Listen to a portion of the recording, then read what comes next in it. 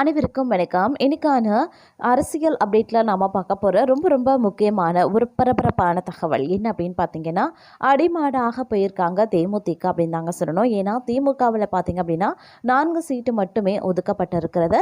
பேராசையால் மண்ணை கவியிருக்காங்க பிரேமலதா அப்படின்னு தான் சொல்லணும். அவங்க பார்த்தீங்க அப்படின்னா இந்த சட்டமன்ற தேர்தலில் சீட்டுகள் கொஞ்சம் அதிகமாகவே எதிர்பார்த்தாங்க. ஒரு 20 சீட் அப்படின்ற மாதிரி எதிர்பார்த்தாங்க. ஆனால் திமுகவால் பார்த்தீங்க அப்படின்னா ஒரு 4 சீட்டு மட்டும்தான் ஒதுக்கப்பட்டிருக்கு அப்படின்ற ஒரு தகவல் தற்போது வெளியாகி இருக்கிறதுனால தேமுதிக வட்டாரத்தில் பார்த்தீங்க அப்படின்னா அதிருப்தியிலையும் மிகப்பெரிய அளவில் அதிர்ச்சியிலையும் ஆழ்ந்திருக்காங்க பிரேமலதா. அது மட்டும் இல்லாமல் அவங்க அந்த கட்சியினரும் அப்படின்னே சொல்லலாம். இது குறித்த முழுமையான தகவலோடு இன்னும் பரபரப்பான அரசியல் அப்டேட்ஸ் தொடர்ந்து நீங்கள் தெரிந்த பலன் பெற வீடியோவை ஸ்கிப் பண்ணாம கடைசி வரைக்கும் பாருங்க.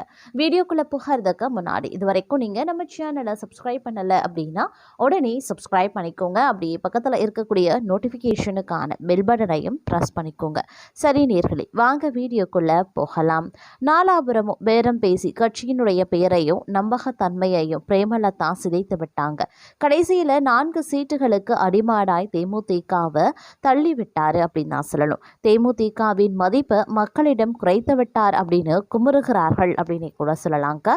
அதாவது தமிழக அரசியல் கட்சிகள் 0.45% வாக்கு வங்கி வைத்திருக்கக்கூடிய தேமுதிகவிற்கு விஜயகாந்த் மறைவுக்கு பின் அனுதாப அலை வீசக்கூடும் என எதிர்பார்க்கப்பட்டது.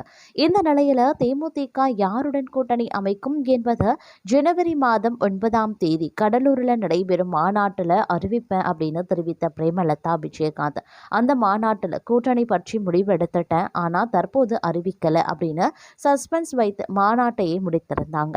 இதனை தொடர்ந்து நிருபர்கள் அவரிடம் கூட்டணி குறித்து கேட்கும் போதெல்லாம் இன்னும் கால அவகாசம் இருக்கிறது, வேறு கட்சிகள் யாரும் வேட்பாளர்களை அறிவிக்கல, தேர்தல் தேதியும் இன்னும் அறிவிக்கல, தக்க சமயத்தில் நான் கூட்டணி குறித்து அறிவிப்பேன் சூசகமாகவே பேசிக் கொண்டிருந்தாங்க.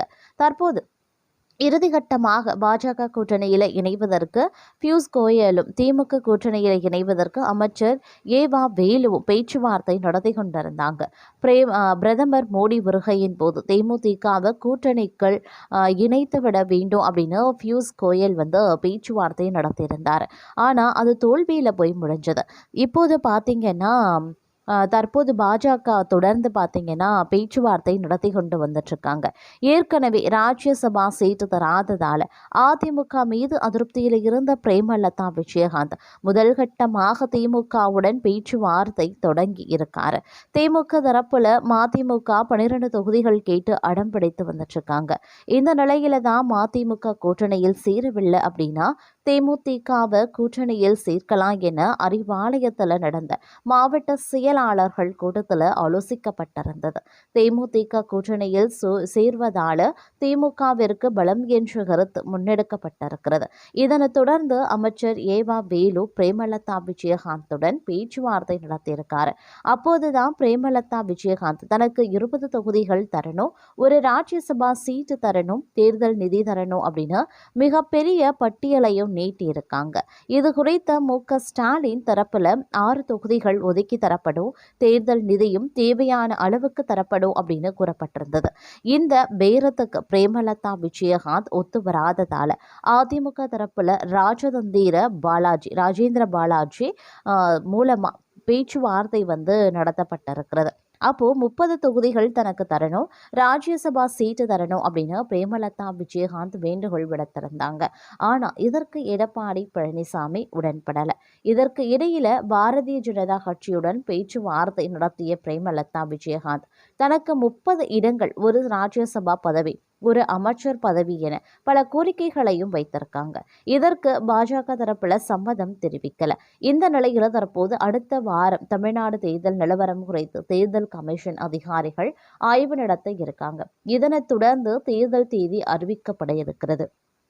இந்த நிலையில ஏதாவது ஒரு முடிவு எடுக்க வேண்டிய கட்டாயத்தில் பிரேமலதா விஜயகாந்த் தள்ளப்பட்டிருந்தாங்க.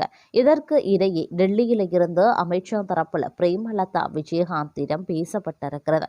அப்போது தேர்தல் நிதியாக மிகப்பெரிய அளவு செலவு தொகையை பாரதிய ஜனதா கட்சி ஏற்றுக்கொள்ளும், 20 தொகுதிகள் ஒதுக்கி தரப்படும் அப்படின்னு சொல்லப்பட்டிருந்தது. வேறு மாநிலத்தில் இருந்து ராஜ்யசபா பதவி பெற்று தரப்படும் அப்படின்னு பேசப்பட்டதாகவும் சொல்லப்பட்டது. சொல்லப்பட்டிருந்தது. ஆனாலும் திமுகவுடன் தொடர்ந்து பேச்சுவார்த்தை நடத்தி வருகிறார் பிரேமலதா.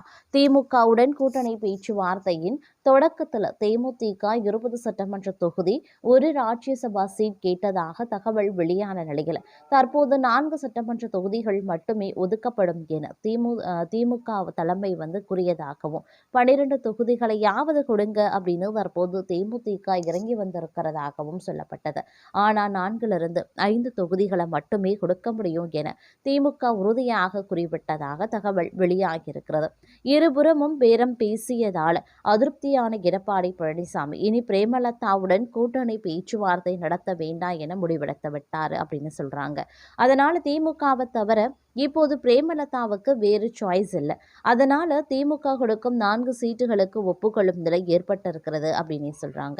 இந்த நிலையில பிரேமலதாவின் பேரத்தை சலிக்காத தேமுதிக நிர்வாகிகள் விஜயகாந்த் என்கிற ஒற்றை முகத்துக்காகத்தான் தேமுதிகவில் இருக்கிறோம், அதை பகடக்காயாக்கி நாலாபுரமும் பேரம் பேசி கட்சியின் பெயரையும் நம்பகத்தன்மையையும் பிரேமலதா சிதைத்து விட்டாங்க. கடைசியில 4 சீட்டுகளுக்கு அடிமாடாய் தேமுதிகவை தள்ளிவிட்டாங்க. தேமுதிகவின் மதிப்பை மக்களிடம் குறைத்து விட்டாரு என குமுறுகிறார்கள் அப்படின்னு தான் சொல்லணும். அது மட்டும் இல்லாம தற்போதைய நிலவரத்தின்படி தமிழக அரசியல் களத்தில் 2026 சட்டமன்ற தேர்தலுக்கான கூட்டணி மேகங்கள் தற்போது சூழ தொடங்கியிருக்கிறது அப்படின்னு தான் சொல்லணும். இந்த நிலையில தேமுதிக பொதுச் செயலாளர் பிரேமலதா விஜயகாந்த் செய்தியாளர்களை சந்தித்த போது கூட்டணி குறித்து வெளியாகும் வதந்திகளுக்கு முற்றுப்புள்ளியும் வைத்தார். தேமுதிக 2 பக்கமும் திமுக மற்றும் அதிமுக கூட்டணி பேரம் பேசுவதாக வரும் செய்திகள்ல உண்மை கிடையாது அப்படின்னும், நாங்க யாரிடமும் பேரம் பேசல, யாருடைய காலையும் பிடிக்க வேண்டிய அவசியமும் எங்களுக்கு இல்லை என அவர் ஆவேசமாகவே தெரிவித்திருந்தார். 2026 தேர்தல் முடிவுகள் தேமுதிகவிற்கு மிகப்பெரிய வெற்றியை தேடி தரும் என குறிப்பிட்ட அவர், தேமுதிக யாருடன் கூட்டணி அமைக்கிறதோ அந்த தரப்பு தான் அவர் வரக்கூடிய தேர்தலில் ஆட்சியை வெடிக்கும், இதுதான் யதார்த்தம் என தனது கட்சியின் முக்கியத்துவத்தை அழுத்தமாக பதிவு செய்திருந்தாங்க. மேலும் தேமுதிக தொண்டர்கள் மற்றும் நிர்வாகிகளின் விருப்பம் என்னவோ அதை ஏற்றுதான் எங்களது முடிவு இருக்கும், மிகவும் நிதானமாக யோசித்து தான் சரியான நேரத்தில் கூட்டணியை அறிவிப்போம் அப்படின்னு சொல்லியிருந்தாங்க. விஜயகாந்திற்கு பிறகு தேமுதிகவை வழிநடத்தி வரும் பிரேமலதா வரக்கூடிய தேர்தலில் தேமுதிக ஒரு தவிர்க்க முடியாத சக்தியாக உருவெடுக்கும் என்பதில் உறுதியாகவே இருக்காரு. புதிய கட்சிகளின் வருகை மற்றும் தற்போதைய அரசியல் மாற்றங்களுக்கு மத்தியில் தேமுதிகவை இந்த வெயிட் அண்ட் வாட்ச் கொள்கை மற்ற கட்சிகளை சற்று யோசிக்க வைத்திருக்கிறது. மக்களின் நம்பிக்கையை பெற்ற கூட்டணியே அமையும், அதுல தேமுதிக முக்கிய பங்கு வகிக்கும் என தனது பேட்டியை அவர் நிறைவு செய்திருக்கிறதும் குறிப்பிடத்தக்க ஒரு விஷயம் அப்படின்னே கூட சொல்லலாம். அது மட்டும் இல்லாம தேமுதிக பொதுச் செயலாளர் பிரேமலதா விஜயகாந்துடன் திமுக துணை பொதுச் செயலாளரும் எம்பியுமான கனிமொழி கூட்டணி பேச்சுவார்த்தை நடத்தி வருவதாக தகவல் வெளியான நிலையில் அதற்கு கனிமொழி மறுப்பு தெரிவித்திருக்காங்க. தமிழக சட்டசபை தேர்தலுக்கு இன்னும் சில மாதங்களே இருக்கக்கூடிய நிலையில அரசியல் கட்சிகள் கூட்டணியை இறுதி செய்வது, தொகுதி பங்கீடு, பூத் கமிட்டி அமைப்பது, பிரச்சாரங்களை திட்டமிடுவது உள்ளிட்ட பணிகள்ல ஜரூராக நடந்து வருகிறாங்க. திமுக கூட்டணியில் அங்கம் வகித்திருக்கும் காங்கிரஸ் கட்சியில இருக்கக்கூடிய சில நிர்வாகிகள் அமைச்சர் பதவியை கேட்டு மல்லு கட்டி வந்துட்டு இருக்காங்க. கூட்டணி குறித்து யாரும் பொது வெளியில பேசக்கூடாது என டெல்லி காங்கிரஸ் தலைமை அறிவுறுத்தியும் அதே நிலைதான் தொடர்ந்து வந்துட்டு இருக்கு. இந்த நிலையில திமுக கூட்டணியில் காங்கிரஸ் அங்கம் வகிக்கிறதா என்ற கேள்விக்கு தமிழக காங்கிரஸ் தேர்தல் மேலிட பொறுப்பாளர் கிரிஷ், இதை திமுக தான் அறிவிக்க வேண்டும், அப்போதான் பேச்சுவார்த்தை தொடங்கப்படும் அப்படின்னு தெரிவித்திருந்தார். இதைத் தொடர்ந்து காங்கிரஸ் கட்சியில் திமுக நிர்வாகி தளபதி கடுமையாக விமர்சித்ததை தொடர்ந்து தற்போது இருதரப்பிடையே மோதல் போக்கு ஏற்பட்டுவிட்டது. இந்த நிலையில தான் நேற்று முன்தினம் காங்கிரஸ் முன்னாள் தலைவர் ராகுல் காந்தியை திமுக எம்பி கனிமொழி நேரில் சந்தித்து பேசியிருந்தாங்க. அப்போது இருவரும் கூட்டணி குறித்தும் தமிழக அரசியல் குறித்தும் பேசியதாக சொல்லப்படுகிறது. இந்த நிலையில திமுகவிடம் தேமுதிக கூட்டணி பேச்சுவார்த்தை நடத்தி வருவதாகவே சொல்லப்பட்டது. அதிலும் பிரேமலதா விஜயகாந்த் தொலைபேசியில் தொடர்பு கொண்ட கனிமொழி கூட்டணி குறித்து பேசியதாக சொல்லப்படுகிறது. ஆனால் திமுகவாக இருந்தாலும் சரி, என்டிஏ கூட்டணியாக இருந்தாலும் சரி, 15 முதல் 20 சட்டசபை தொகுதிகள் பிளஸ் ஒரு ராஜ்யசபா சீட்டு வேண்டும் என கேட்டு பிடிவாதம் பிடிக்கிறாங்களாம். ஆனா திமுகவும் 5 இடங்களை மட்டுமே தேமுதிகவுக்கு ஒதுக்க முடியும் அப்படின்னு சொல்லியிருக்காங்க. 5 என்பது மிஞ்சி போனா 6 வரை செல்லலாம் என்றும், இரட்டை இலக்கத்திற்கு வாய்ப்பே இல்லை என்றும் சொல்லப்படுகிறது. மேலும் ராஜ்யசபா சீட்டெல்லாம் வாய்ப்பே இல்லை என சொல்லிவிட்டதாக சொல்லப்படுதுங்க.